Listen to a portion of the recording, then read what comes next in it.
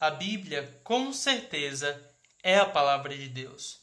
Uma verdade que deveria ser clara a todos os cristãos. Mas, infelizmente, em nossos dias, alguns querem dar a entender que esta crença, que esta afirmação não é tão central ao cristianismo assim. Dizem que é até irrelevante, que você pode ser cristão e não crer que toda a Bíblia é inerrante, infalível e inspirada por Deus. Isto é um erro e uma grande mentira. Gravo este vídeo como um alerta. Gravo este vídeo para comentar e dar críticas ao que recentemente um pregador conhecido entre os jovens, por nome Victor Azevedo, disse em um vídeo gravado no YouTube. Ele vai dizer no começo do seu vídeo que nem tudo o que a Bíblia diz é verdade ou palavra de Deus. E que quando nós lêssemos a Escritura, deveríamos julgar todas as coisas com aquilo que Jesus disse, dando a entender que é possível a Escritura dizer algo que seja contrário ao que Jesus disse, ou algo que Jesus diz ser contrário ao que o todo da Escritura vem nos dizer. Que triste, vindo de alguém que tem sido influente para muitos jovens que se dizem cristãos. Quero resumir este vídeo em apenas 2 argumentos. Poderíamos citar e falarmos sobre vários, mas quero falar sobre 2. O primeiro argumento é que aquilo que a Bíblia diz, Deus diz. O que eu quero dizer com isto? Bom, se você reparar em alguns trechos do Antigo Testamento que são citados no Novo, perceberá algo interessante. No Antigo Testamento, algumas falas que vêm do próprio Deus, que vêm da própria boca de Deus, é citadas no Novo com a frase: a Escritura diz. Um exemplo é Gênesis 12, verso 1 ao 3, quando o próprio Deus vai até Abraão e diz a ele que nele seriam benditas todas as famílias da terra. Paulo vai citar este trecho em Gálatas, capítulo 3, verso 8, dizendo que a Escritura diz que em Abraão seriam benditas as famílias da terra. O que Deus disse é citado por Paulo como a Escritura dizendo. Da mesma forma, nós temos Êxodo 9, do 13 ao 16, sendo citado em Romanos 9, 17. Lá em Êxodo, Deus diz da sua própria boca que Faraó foi levantado para o próprio Deus evidenciar o seu poder e a sua ira. Só que quando Paulo vai citar este texto, ele vai dizer: porque diz a Escritura, para isto mesmo te levantei, para em ti mostrar o meu poder. Perceberam? O que Deus disse é citado como a Escritura dizendo. E o contrário também é verdadeiro. Aquilo que a Escritura diz é citado no Novo como Deus dizendo. Gênesis 2:24, o autor do livro, Moisés, vai dizer: portanto, deixará o varão o seu pai e a sua mãe, e apegar-se-á à sua mulher, e serão ambos uma só carne. Quem diz isto é Moisés, quando escreve Gênesis. Porém, o Senhor Jesus Cristo, lá em Mateus 19:45, diz: não tendes lido que no princípio o Criador os fez macho e fêmea, e disse: portanto, deixará o homem pai e mãe e se unirá à sua mulher. O que Moisés disse no Antigo, o Senhor Jesus vai dizer que Deus é quem disse.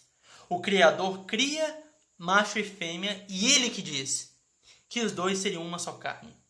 Então, o que a Escritura diz é usado de maneira intercambiável com aquilo que Deus diz. Outro exemplo é Salmo capítulo 2, verso 1. Quando Davi narra dizendo: por que se amotinam as nações e os povos imaginam coisas vãs? Davi disse, escrevendo o Salmo. Mas em Atos, capítulo 4, verso 24 e 25, a igreja vai orar e vai dizer para Deus: Senhor, tu disseste, por que Bramaram as gentes, e os povos pensaram coisas vãs. Isto aqui foi dito por Davi, mas a igreja vai falar que foi dito por Deus. Perceberam? O que a Escritura diz, Deus diz. O que Deus diz, a Escritura diz. Isso nos ensina que tudo aquilo que realmente está escrito veio por meio de Deus. Esta verdade é confirmada por um trecho na Escritura que é muito comum quando falamos deste tema. Em 2 Pedro, capítulo 1, verso 20 e 21 diz assim: porque a profecia nunca foi produzida por vontade de homem algum, mas os homens santos de Deus falaram inspirados pelo Espírito Santo. O que a Escritura diz é o que Deus diz, porque ela veio por meio de inspiração do Espírito Santo. Então, nosso primeiro argumento já foi narrado aqui. Mas, claro, eu quero terminar este vídeo falando e provando que o próprio Jesus entendia assim. Passamos agora para o segundo argumento. E o segundo argumento gira em volta de Jesus e a Bíblia. Em primeiro lugar, Jesus afirmou a autoridade divina da Bíblia. Você vai perceber isto em sua tentação, no capítulo 4 de Mateus, onde, para se defender dos ataques satânicos, Jesus vai dizer: está escrito, citando Deuteronômio, que está no Pentateuco. Uma parte da Escritura que foi criticada pelo Victor Azevedo em seu vídeo. Mas é citando Deuteronômio que Jesus se defende de ataques satânicos. Ele vai até dizer, o Senhor vai até dizer que não é só de pão que vive o homem, mas das palavras que vêm da boca de Deus, fazendo referência a tudo aquilo que ele diz, está escrito. Em segundo lugar, Jesus afirma a indestrutibilidade da Escritura. Em Mateus 5, 17 e 18, o Senhor diz que não veio para destruir a lei e os profetas, mas para cumprir. Porque em verdade vos digo que até que o céu e a terra passem, nenhum jota ou um tio se omitirá da lei, sem que tudo se cumpra. Além disso, Cristo também afirma a inerrância da Escritura. Em João 10,35, ele vai dizer de forma explícita: a Escritura não pode falhar. Leia e você verá o que realmente estou dizendo. Além disto, podemos dizer que Jesus confirmou a inerrância factual da Bíblia. Em João 17, orando ao Pai, o Senhor fala: santifica-os na verdade. A tua palavra é a verdade. Fazendo referência ao Antigo Testamento. Tudo aquilo que o Senhor diz é a verdade. A Escritura é a verdade. E a palavra de Deus. Além disso, o Senhor Jesus confirma a confiabilidade histórica das Escrituras. Ele vai dizer, em trechos como Mateus 24, 37 e 38, que a sua vinda se assemelhará aos dias de Noé. Se a vinda de Jesus é verdadeira, é porque os dias de Noé também foram. Não tem como você crer num lado do que ele diz e negar o outro. Ele assume como históricos e verdadeiros tanto o dia da sua vinda como os dias de Noé. Ele então dá autoridade histórica ao Antigo Testamento. Além disto, o Senhor Jesus também vai afirmar a precisão científica da Escritura. Ele vai falar muito claramente em Mateus 19, 4 e 5, que Deus, no princípio, criou Adão e Eva. Uma verdade que é desafiada por muitos que até mesmo se dizem cristãos. Ele então afirma sua precisão científica e dá validade à Escritura do Antigo Testamento. Mas alguns podem objetar: não é verdade que realmente no Antigo Testamento há muitas verdades. E até mesmo no Antigo Testamento é palavra de Deus. Mas nem todo o Antigo Testamento é palavra de Deus. àquilo que é certo e que não é certo naquele conjunto de livros. Esta divisão é algo extremamente moderno. Você não pode tirar algo ou deixar algo no Antigo Testamento e fazer esta diferença. Não existe isso. Para Jesus não existia esta diferença. Todo o Antigo Testamento era palavra de Deus. Você percebe isto porque quando o Senhor vai citar o Antigo, ele vai falar como salmos, profetas e os escritos. Não fazendo diferença, mas fazendo referência ao Antigo como um todo, como algo indivisível. Por exemplo, em Lucas 24, 27, vai dizer: E Jesus, começando por Moisés e por todos os profetas, explicava-lhes o que dele se achava em todas as Escrituras. Todas. Tudo aquilo do Antigo Testamento, profetas, salmos e escritos, tudo aquilo ali apontava para Cristo e é palavra de Deus. Não há como você fazer diferença entre aquilo que é ou que não é correto. Todo o Antigo Testamento é palavra de Deus. Mas você pode perguntar e está se questionando aí. Mas quando é dito sobre Saul, que ele vai até mesmo falar com Samuel morto, aquilo é palavra de Deus? Sim. Mas a Bíblia está nos ensinando que nós devemos imitar Saul? Não. Aquela história foi dita por Deus? Sim. Nós devemos fazer o que Saul fez? Obviamente que não. A Bíblia, mesmo que seja palavra de Deus, ela possui literatura. E na literatura, por exemplo, em narrativas, você não aprende apenas lendo afirmações claras. Não. Quando você está lendo um quadrinho, por exemplo, você não quer imitar o Coringa. Porque você sabe que o que o Coringa disse ou fez é errado. Porque o autor do quadrinho deixa isso sempre claro com proposições diretas? Não. É porque a maneira como as suas ações são retratadas nos ensinam que ele é um péssimo e mau exemplo.